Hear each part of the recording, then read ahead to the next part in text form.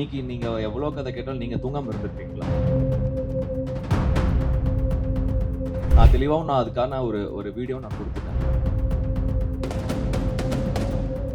நீங்க தான் என்ன குத்த பார்த்துட்டே இருக்கீங்க. குக் வித் கோமாளி நிகழ்ச்சியின் மூலம் பிரபலமானவர் நடிகர் அஸ்வின். சில ஆண்டுகளுக்கு முன் இவரின் நடிப்பில் என்ன சொல்ல போகிறாய் என்னும் படம் வெளியானது. இதன் செய்தியாளர் சந்திப்பில் எனக்கு ஒரு கெட்ட பழக்கம் இருக்கு.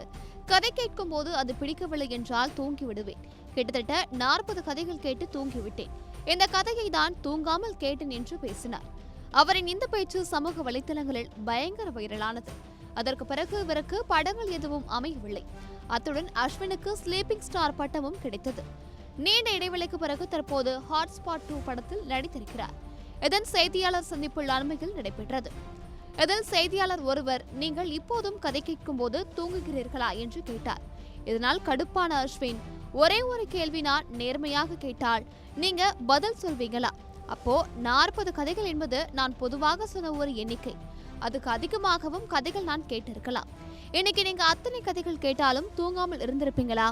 தியேட்டர்லயே நான் பார்க்கும்போது பலர் தூங்கிட்டு இருக்காங்க. அப்போ நான் யாரையும் புண்படுத்தணும்னு பேசவே இல்லை. அப்பவே அதுக்கான விளக்கத்தையும் கொடுத்திருந்தேன். இப்போ படத்துக்காக வரும்போது என்ன நீங்க குத்துறதுக்கு பார்த்துட்டு இருக்கீங்க. ப்ராப்பர் நடிகர்னு என்ன நான் சொல்ல மாட்டேன்.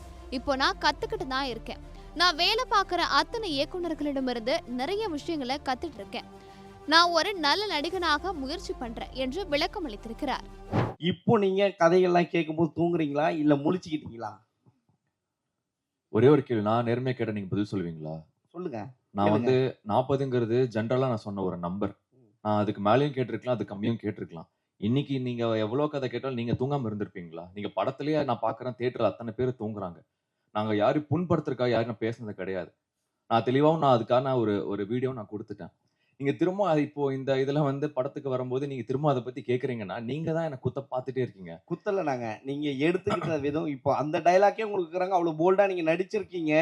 அது இப்போ நீங்க முழிச்சுக்கிட்டீங்களா? இப்போ நடிக்கிறதுக்கான முன்னேற்றம் வந்துட்டு இருக்கீங்களான்னு தான் சார், நான் கேக்குறேன். உண்மையே நான் வந்து நான் ஒரு ப்ராப்பர் ஆக்டர்ன்னு சொல்ல மாட்டேன். நான் கத்துக்கிட்டு தான் இருக்கேன். இன்னைக்கு நான் விக்னேஷ் கார்த்திக் கிட்ட அவர்கிட்டயும் நான் நிறைய கத்துக்கிட்டேன். நான் வொர்க் பண்ற ஒவ்வொரு டைரக்டர் கிட்டயும் நான் கத்துக்கிட்டு தான் இருக்கேன். அது ஒரு endless process. Okay, I am cool. Trying to be a better actor. Cool.